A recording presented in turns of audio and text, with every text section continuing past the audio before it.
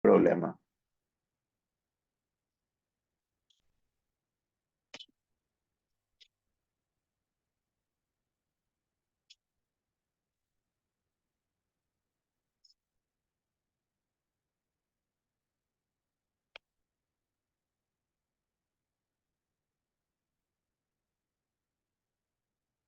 La primera imagen que vamos a estar observando y lo que tenemos que ir reconociendo ya para esta altura del curso es las incidencias de la radiografía.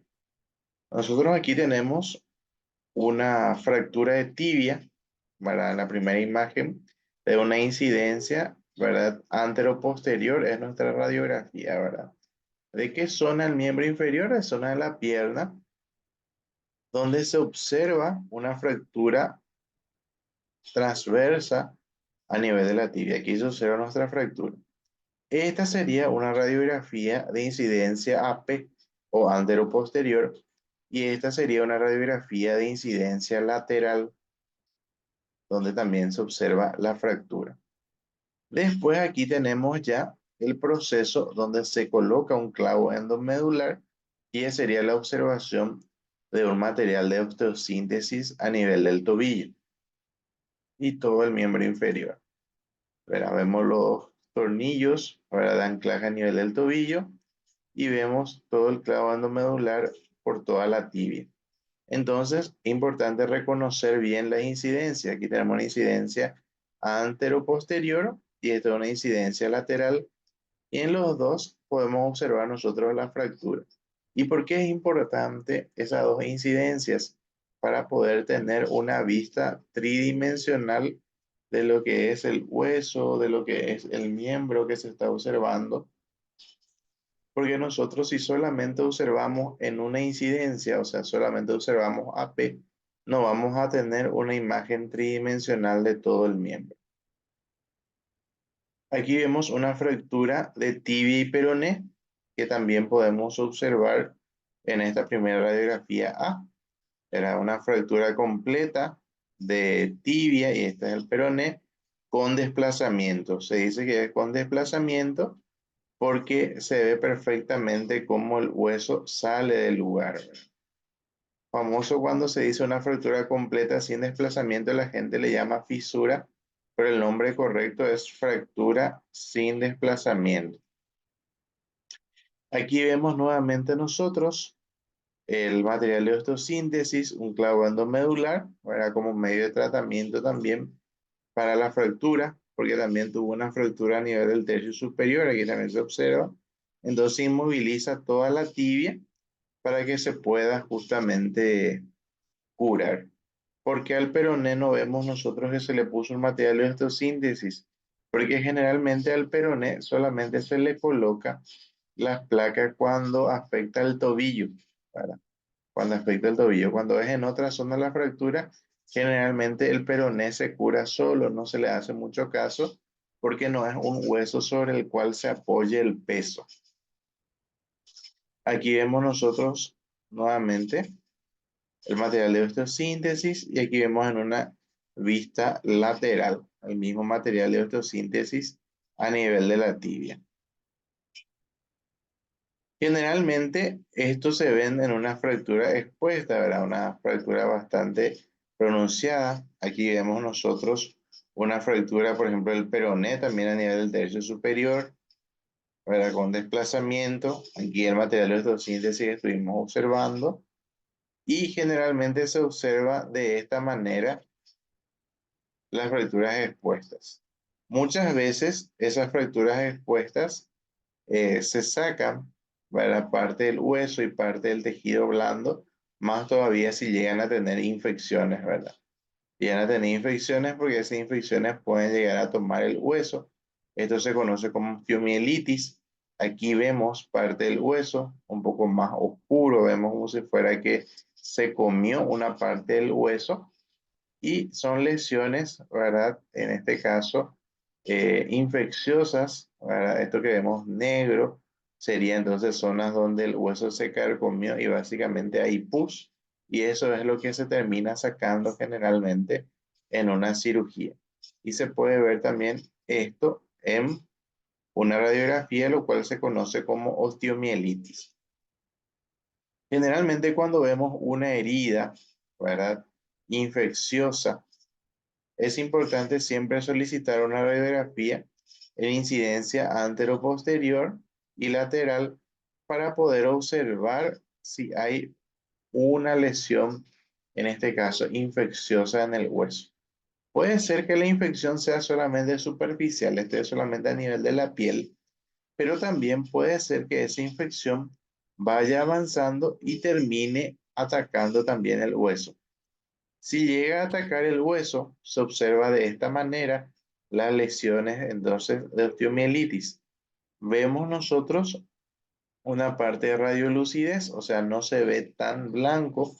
Recordemos que radio opaco era blanco y radiolúcido era negro, ¿verdad? Se ve más radiolúcido la zona donde se observa la lesión, se ve más radiolúcido y esto sería entonces zona donde se está produciendo también ya la infección ósea, lo cual se conoce como osteomielitis. Esto ya sería una imagen tomográfica. Así se vería en una tomografía, donde también podemos observar ya cómo el hueso se va carcomiendo, hablando mal y pronto, ¿verdad? Que es lo que nosotros observamos aquí en la radiografía.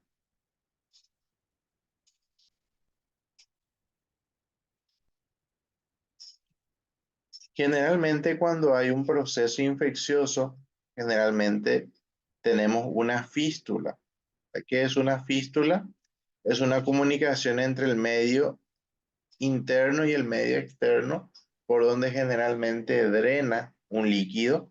Este líquido puede ser un líquido ceroso, puede ser un líquido purulento, de acuerdo a la situación de la cual estamos nosotros inspeccionando.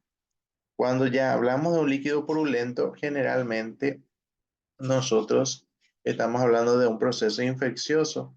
Ese proceso infeccioso cuando se da a nivel de la pierna, especialmente en la zona de la tibia, es mucho más jodido porque sabemos que la tibia tiene pocos músculos, entonces si se da a ese nivel, la infección más fácilmente llega al hueso para por continuidad. Entonces nosotros aquí podemos observar lo que se llama también el secuestro óseo. Vemos una lesión osteolítica, significa que no hay más hueso para en la zona, lo cual se observa de forma radiolúcida y tipo una corona blanca alrededor, ¿verdad? Lo cual hablamos de una esclerótica, ¿verdad? Que le rodea a la zona radiolúcida. Esto se llama secuestro óseo, que también es una característica bastante común de lo que denominamos nosotros osteomielitis. Esto, aparte de que puede llegar el paciente a tener una septicemia, ¿verdad? ¿Por qué? Porque del hueso puede pasar a la sangre estos microorganismos, también puede llegar a producirse fracturas patológicas. Una fractura patológica es una fractura que se produce por consecuencia de una enfermedad, en este caso una infección. Esta infección produce una lesión osteolítica, dijimos como si fuera que carcome el hueso, y esto termina produciendo después una fractura a nivel del hueso. Fracturas de tobillo, ya estuvimos mencionando la vez pasada que podíamos dividir nosotros en tres partes, en suprasindesmal, ¿verdad? Transindesmal e infrasindesmal, que podrían ser la clasificación de las fracturas. También podríamos decir que pueden ser unimaleolar cuando ocupa solamente un maleolo o bimaleolar cuando ocupa la fractura dos maleolos. Estas fracturas se pueden dar de distintas formas. Se pueden dar en supinación o se pueden dar en pronación también, en el caso del tobillo. Y hay que observar bastante bien esto, porque en un o en un esguince también puede tener como consecuencia una fractura de tobillo. Por lo tanto, siempre es importante cuando se da un esguince, ¿verdad? O cuando se da una lesión de tobillo, pedir una radiografía de incidencia antero, posterior y lateral para poder descartar una lesión ósea. A veces se lesiona el ligamento, nada más, pero hay veces que se puede lesionar también el hueso. Por lo tanto, siempre es importante descartar por medio de una radiografía anteroposterior y lateral. Aquí vemos nosotros una lesión en pronación, también una fractura, en este caso bimaleolar, por ejemplo aquí, y esta unimaleolar, o sea, del maleolo interno o del maleolo tibial.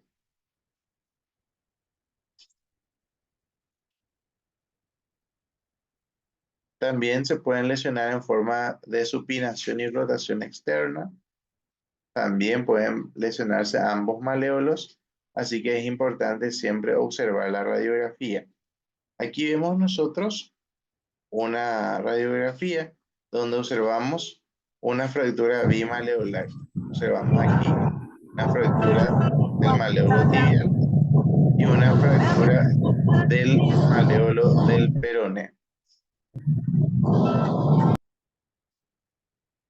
Aquí vemos ya el material de osteosíntesis, ¿verdad? Aplicado al peroné, que sería una placa con tornillos después de la fractura, y en este caso un clavo, ¿verdad? A nivel de la tibia, para poder fijar la fractura del maleolo tibial. En esta imagen lo que nosotros observamos ya es una lesión de osteomielitis. Aquí vemos nuevamente una lesión osteolítica, ¿verdad?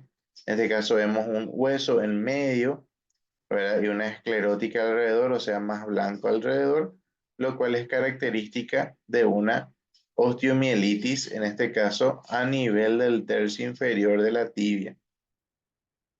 Aquí vemos perfectamente la osteomielitis y esto se ve en una radiografía ya oblicua, esto es una radiografía lateral, sería una osteomielitis en la tibia, a nivel del tercio inferior. Esto se puede dar también como una consecuencia, ¿verdad? Em, de la fractura, una consecuencia de la infección que se puede dar de la herida después de una cirugía, ¿verdad? En este caso, a nivel de la tibia o el peroné, una cirugía traumatológica. También se puede dar una ruptura del tendón de Aquiles a nivel del miembro inferior. Esa ruptura del tendón de Aquiles generalmente se da por un sobreesfuerzo donde se tensiona demasiado el tendón y termina soltándose. A veces se suelta el tendón y a veces el tendón termina rompiendo una parte del calcáneo y lleva parte del hueso también. Se suelta con un pedazo del hueso. Esto, la forma más práctica de poder observar es por medio de una ecografía, pero también se pueden realizar ciertas pruebas. Cuando ya se produce la ruptura del tendón de Aquiles, en este caso con abulsión del calcáneo, ¿qué significa abulsión del calcáneo? Termina llevando una parte del calcáneo, como vemos aquí en la imagen, ¿verdad? Se desprende parte del hueso también. En este caso se tiene que fijar nuevamente el tendón de Aquiles. En este caso podemos observar con dos tornillos. De repente, de acuerdo a la situación, se puede usar uno, dos o más tornillos. Y esto se observa en la radiografía lateral. Aquí vemos nuevamente la avulsión del calcáneo, ¿verdad? Por tracción del tendón de Aquiles. Cuando una persona realiza un esfuerzo máximo, puede ser al saltar o al empujar algo bruscamente, utilizando la fuerza de los gemelos, puede llegar a soltar entonces el tendón de Aquiles. Hay otras patologías también que se puede dar a nivel del tobillo y pie, como por ejemplo es el síndrome de túnel del tarso. Pues este no se puede diagnosticar también por medio de la ecografía, una ecografía de partes blandas, donde se va a observar si hay una compresión del nervio tibial posterior, que es parecido también al síndrome de túnel carpiano que se da En el miembro superior, en este caso, hablamos del miembro inferior y hay algunos aspectos que se observan en ese caso. También ya estuvimos mencionando lo que es el espolón calcáneo. Generalmente el paciente menciona un dolor puntual a nivel del talón, generalmente predominante por la mañana. ¿Cómo nosotros podemos descartar esa patología? Es solicitando una radiografía lateral de la región del tobillo y pie, donde nosotros podemos observar entonces una pequeña tumoración en forma de espina o en forma de aguja, una proyección, en este caso el hueso calcáneo, pero en forma de punta, lo cual es una característica del espolón calcáneo.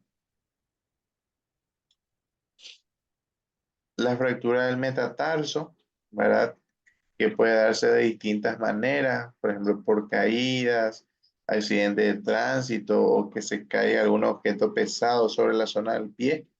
Bueno, se puede dar en distintos huesos. Aquí vemos, por ejemplo, en el cuarto metatarsiano, se puede ver también a nivel de la base de los metatarsianos. Y generalmente estas fracturas, en muchos de los casos, cuando son desplazadas, terminan utilizándose material de osteosíntesis, lo cual vemos como clavos o tornillos generalmente en las imágenes para poder fijar.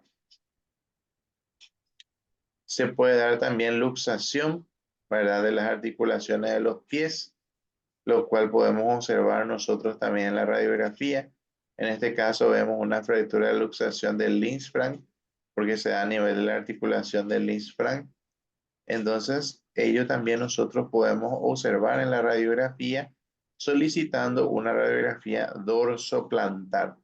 En este caso para el pie, dorsoplantar, y también se puede solicitar en otra incidencia que sería oblicua, ¿verdad? Los esguinces, ¿verdad? ¿Qué es un esguince? Un esguince es la pérdida temporal de las relaciones que guardan entre sí las superficies articulares. Un esguince, ustedes saben que tiene 3 grados. Un esguince puede tener un grado 1, ¿verdad? Que es una distensión nada más del ligamento. Un grado 2, que es una ruptura parcial del ligamento. Y un grado 3, que suele ser una ruptura total del ligamento. Las características tanto del dolor que podemos observar nosotros aquí, eh, estas características suelen ser muy subjetivas, o sea, depende mucho de la persona. El dolor, pues, es un síntoma muy subjetivo. A uno le puede doler más que al otro y uno puede tener de repente un esguince grado 1 y le duele mucho y el otro un esguince grado 2 o 3 y no le duele tanto. Entonces, esta característica del dolor y cosas así es muy subjetivo. Lo que hay que siempre tener en cuenta es las características muchas veces de una ecografía, si se solicita, para determinar si es un esguince ya grado 3, por ejemplo. Porque cuando hablamos de un esguince grado 3 es mucho más grave porque hay una ruptura total del ligamento y muchas veces si es que se pierde mucho la estabilidad del tobillo se necesita una cirugía. Siempre es importante realizar algunas pequeñas pruebas clínicas para poder determinar si solicitamos o no la radiografía para poder determinar si hay una lesión ósea, por ejemplo. Aquí vemos algunas pruebas clínicas para poder descartar una fractura a nivel del tobillo. Hablamos de pruebas de compresión y prueba de rotación externa forzada. Estas dos pruebas, si dan positiva, nos indican que hay una fractura en la región de la sindesmosis, en la región de la articulación del tobillo, que nosotros clasificamos como suprasindesmal, transindesmal o infrasindesmal. Entonces, es importante realizar esta prueba. Si esta prueba nos dan positiva, nosotros solicitamos entonces una radiografía AP y lateral del tobillo para poder nosotros confirmar nuestra hipótesis diagnóstica. También otra maniobra que se puede realizar a nivel del tobillo es el cajón anterior para poder determinar entonces nosotros si hay un esguince de tobillo. Al realizar nosotros esta maniobra y vemos nosotros que la maniobra sale positiva, entonces estamos hablando nosotros de que hay un esguince de tobillo. Aquí vemos nosotros otras pruebas que podemos utilizar nosotros también para poder evaluar si hay un esguince de tobillo, por ejemplo, en la zona interna, ¿verdad? O en este caso también la prueba de rotación externa si hay una lesión a nivel de la sindesmosis, por ejemplo, una fractura a nivel de la sindesmosis. Nosotros sabemos que cuando hablamos del pie tenemos 3 puntos de apoyo. Tenemos la cabeza del primer metatarsiano, del quinto metatarsiano y el talón, ¿verdad? Serían los 3 puntos de apoyo que tenemos a nivel del pie. Ya estuvimos mencionando la clase anterior, ¿verdad? Las características de lo que es un pie plano y un pie cabo. ¿Verdad? Un pie cabo sería un aumento del arco interno, un pie plano sería una disminución del arco interno del pie, lo cual también se puede ver por medio de otras técnicas, se pueden evaluar no precisamente por medio de una radiografía. Una característica del pie plano, ¿verdad? Que se puede utilizar una prueba es la prueba de los dedos de más, donde nosotros observamos del lado donde se observa mayor caída del arco interno del pie. Al observarlo de hacia atrás, nosotros podemos mirar que se ven más dedos del lado que se cae más el arco interno. Por eso se denomina prueba de los dedos de más. La prueba de Thompson es una prueba que nosotros utilizamos cuando existe una sospecha de una ruptura del tendón de Aquiles. Se le coloca al paciente en decúbito prono y se hace una compresión a nivel de los gemelos. Si el paciente no hace la flexión plantar, significa que hay una ruptura del tendón de Aquiles. También hay una prueba que se llama signo del peloteo, ¿verdad? En el cual nosotros tomamos la epífisis distal de la pierna, ¿verdad? La tibia y el peroné, y tomamos el pie, traccionamos, y al traccionar nosotros podemos observar que se aumenta el espacio que existe entre la articulación tibio-peronea. Eso es una característica de un esguince grado 3 o lesión de la sindesmosis. La prueba de inclinación astragalina, que nos indica una lesión del peroneo corto. La prueba de Kleiber, ¿verdad? Que nos indica una lesión del ligamento colateral medial, ¿verdad? Para evaluar la parte de adentro del tobillo. Y las pruebas de los peroneos, que también se puede utilizar en pacientes que tienen generalmente esguince de manera crónica, ¿verdad? Los esguinces repetitivos generalmente terminan lesionando los músculos peroneos lateral largo y corto. Entonces se puede realizar también esta prueba para poder determinar si hay una lesión, una tendinitis ya a nivel de los peroneos laterales largo y corto. Y un signo también bastante interesante que se puede utilizar especialmente en pacientes que tuvieron una, una cirugía o pacientes que de repente tienen insuficiencia venosa, es el signo de Homans, que nos ayuda a poder determinar si el paciente tiene una trombosis venosa profunda. Ya saben las características del pie diabético, cómo ustedes pueden clasificar la úlcera del pie diabético. La evaluación también del pie diabético ya la conocen. Lo pueden realizar por medio del diapasón, para el monofilamento, la palpación de los pulsos.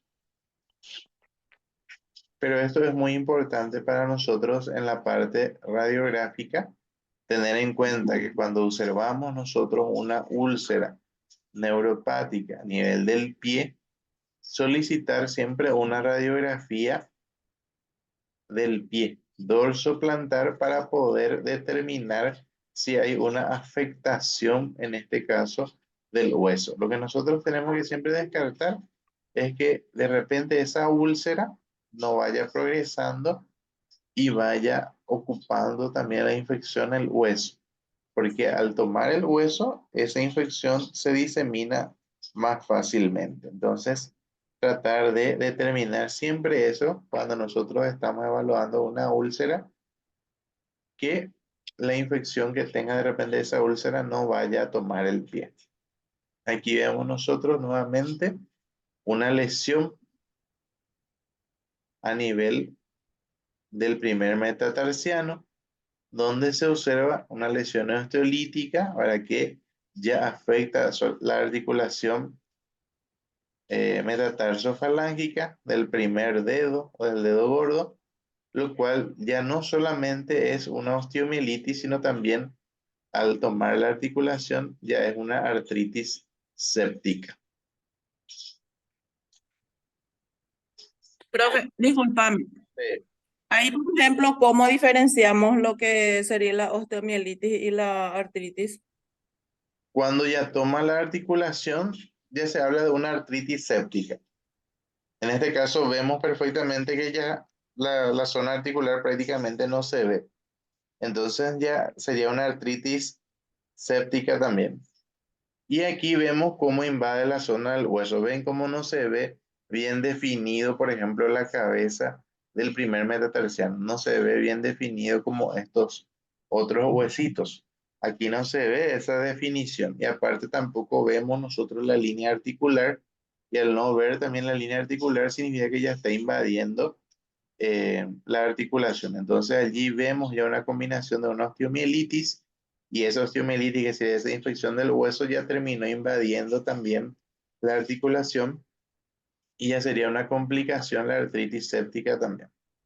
Lo cual puede suceder en cualquier parte del cuerpo. Por ejemplo, si es en la tibia, por ejemplo, en la parte inferior puede llegar a invadir el tobillo, por ejemplo, y en ese caso sería una osteomielitis si está en el hueso, pero una vez que esa infección pasó a la articulación ya sería una artritis séptica también.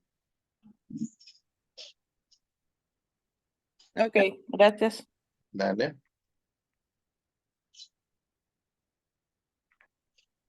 El neuroma de Morton, ya estuvimos mencionando también la clase pasada. ¿Cuáles son sus características? Aquí vemos, por ejemplo, una tomografía donde se observa cómo se van comprimiendo estas terminaciones nerviosas, lo cual es lo que produce el dolor, ¿verdad? Por la deformidad que va teniendo el pie a ese nivel. Y el hallux valgus, lo cual, cuando ya es muy pronunciado y doloroso, termina en una cirugía, ¿verdad? Generalmente se ve una cicatriz, eso en el pie, en la parte interna del pie, especialmente cerca del dedo gordo, y se puede observar materiales a veces de osteosíntesis, lo cual terminan fijando esa articulación que se desvía. ¿Hay alguna pregunta? ¿Alguna consulta? Profe, yo mi consulta es con respecto a nuestra prueba que tenemos, que cómo va a ir enfocado, cómo usted enfoca el examen. Y la prueba va enfocada parecida a la clase nada más, ¿verdad? Vemos ¿Cómo? nosotros, va a estar una radiografía y ustedes van a marcar, ¿verdad? A qué corresponde esa radiografía. Ah, Nosotros lo con que dimos, selección múltiple sería, selección profe, ¿verdad? múltiple, sí, les va a aparecer las opciones. Por ejemplo, si ustedes ven una fractura, ¿verdad? Le va a decir fractura de qué lado es, ¿verdad? Qué tipo de dónde se observa la fractura, en qué hueso, algo así, y ustedes van a marcar nomás. Tipo, por ejemplo, les muestro una radiografía y ustedes van a poner fractura de tobillo derecho, poner. Y van a marcar, ah, bueno, es una fractura de tobillo derecho, van a marcar fractura de tobillo derecho. ¿Entienden? Entonces, de esa manera van a ir viendo el examen. Es muy fácil. Así que Bueno, es profe, solamente mirar la imagen, le va a aparecer las opciones y van a marcar la opción que ustedes crean que corresponde a esa imagen. dale, gracias, profe. Dale, dale.